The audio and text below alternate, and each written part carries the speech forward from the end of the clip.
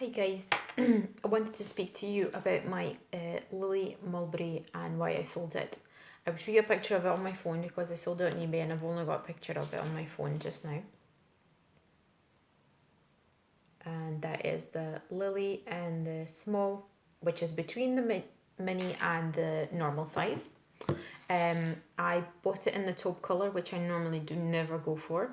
But the reason I bought it in taupe is because it was an impulse buy. Now, everything went wrong from there because I basically had about 10 minutes, maybe 15. I went through the Mulberry store in London Heathrow. Didn't have time, had a bit of money in my account, and I thought, what the hell, why don't I get a Lily? Everyone gets a Lily, it's a classic. I live in the UK, everyone likes a Mulberry. There's a lot of fake Mulberries around there, but obviously it's a classic in the UK. So I went in the store and I started looking, and I do like the look of the bag. It was very, very, very nice. And it's quite an elegant bag. It's not big, that's what I liked about it. The size was perfect. I wanted to make sure that my Louis Vuitton purse fitted in and just didn't want a big bag. I had a moment when I was just falling in love with chain straps. So I thought that's a chain strap. It could be either a shoulder bag or a crossbody bag. So I thought that's just perfect. I just need to pick a colour. So the assistant was lovely. I've no regrets about the colour, but it was an impulse buy. And that is what I wanted to really emphasise here. I done it and it took me 10 minutes to buy it and I didn't think about it. And I bought it and I was so excited. We went on holiday and first thing I done when I landed is I got it out of the bag and just wanted to put it on. I was very, very excited. And the first thing I noticed really, which was probably the thing that annoyed me most, is the strap. Now, if you've got a big jacket, you don't feel the strap so much because it's kind of padded on your shoulder. It doesn't really hurt your shoulder. But if you're out abroad and it's hot and you end up in a t-shirt, putting that bag on your shoulder or crossbody hurts. I don't know what they've done with that chain. Why is it so painful? It is just uncomfortable, especially if you've got things in it. Now, I don't want to be thinking my shoulder is sore, it's hurting my skin, it's uncomfortable. I just want to wear it and be comfortable. So that was the one thing that really, really annoyed me, as well as the fact that it's quite a heavy chain. I mean, it would say that it is quite good quality of a chain. I liked it because it was a silver hardware and I quite liked that as well. That was the reason I kind of bought it, really, is the silver hardware.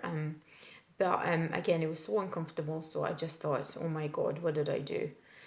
Now the next thing, and I kind of knew about it, but I still never thought about it because it was an impulse buy. I just bought it.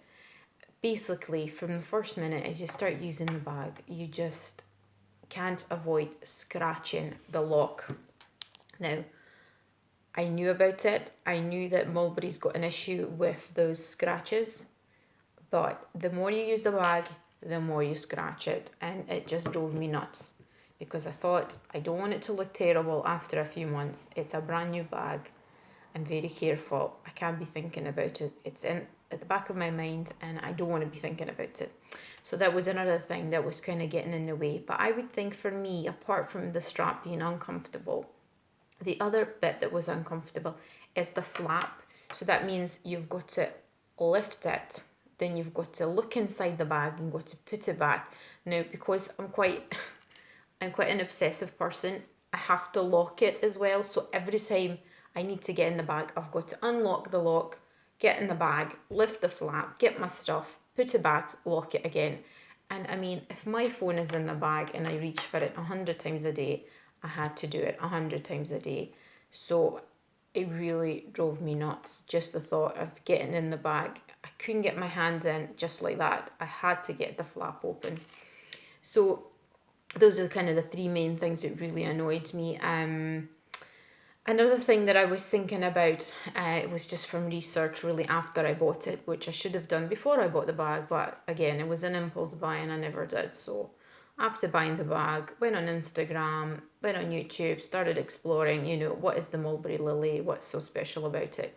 So apart from the design, which I did like, and obviously I wouldn't have gotten it if I didn't, the wear and tear on the bag of some people is just unbelievable. I mean, it's a relatively small bag, but I've seen it on people on the street, I've seen it on YouTube, I've seen it on Instagram. It looks awful. It looks like someone has chewed it up and spit it out. It's the leather's just, I don't know what's happening there. What kind of leather are they using? Obviously, when it's new, it's beautiful. It's smooth. There's no problems. But after a while, it just looks flat. I don't know what's happening there in Mulberry. Who's making the decisions about what leather to use? But it just does not look good at all. Some leather looks really, is like a lot of folds on it. Some will just go flat. It just looked awful. Anyway, I've seen it on a few people on the street, and those bags looked like they're about 30 years old, and I know they're not. I know they're only maybe 2 or 3 years old. So I thought, I don't want my bag looking like that. If I want to resell it, I can't use that because it will end up looking like that. So the back of my mind, I was already almost set to sell it. And indeed, after 4 months, I put it on eBay. And that's the picture I showed you.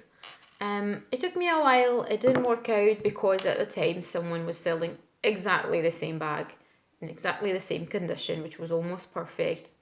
So ended up having 3 bids on the same bag at the same time. So obviously there's a bit of a competition there. I tried to put the price down, and I did. But again, the bag was hardly used. I mean, I found myself reaching for it less and less. So I would say I probably used it about 12 days out of the 4 months that I had it. So I just, I had to lower the price. I did lose money on it. As I said in other previous videos, you do lose money when you sell new bags. But someone has taken it and they love it. And it makes them happy, and it's their dream come true having a Lily from Mulberry. But obviously it's not for me.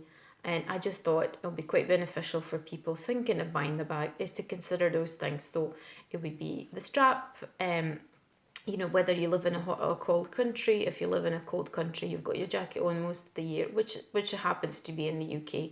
But for the time that you do want to have it with a t-shirt or a light jacket, it's uncomfortable. The other thing is to consider is it scratches so easily, and I'm talking about the hardware, not the leather. And the last thing is I just do not like a flap bag. It drives me nuts. For that reason, I sold it. And it taught me a lesson. Do not buy anything in the airport. If you've got money, put it in the saving account. Do not go in the airport not knowing what you want with 10 or 15 minutes or even an hour trying to look for something to buy. Now, Mulberry is not cheap. We're talking within the £500-600 region. It's a big, expensive mistake, and I don't want to do it again. So I'm happy I sold it. Someone took it and they love it, and it just makes me so happy. I did use the money towards other things, obviously, buying another Louis Vuitton, which is what I wanted, which is the Neverfull, and I've got a video reviewing that. But I just wanted to show you again my Pochette accessoire. And the reason I'm showing it is because even if you're not into the monogram design, you can have it with the ebony or the azure. But the fact is that it's so easy to get things in and out. So at the moment, I am using this as a purse inside my Speedy. But if you can manage to fit this in your any other bag, it doesn't have to be a designer bag. It contains so much, and you can get it out if you need to go in the shops, or you can leave it there all the time. But the point is, just try and understand what kind of bag will serve you best. And for my lifestyle, when my phone is in my bag 99% of the time, and I reach for it 100 times a day, I need a bag without a flap. So I hope this review has helped you. Please give me a thumbs up, and if you've got any questions at all, please leave them down below. Thank you so much. Bye.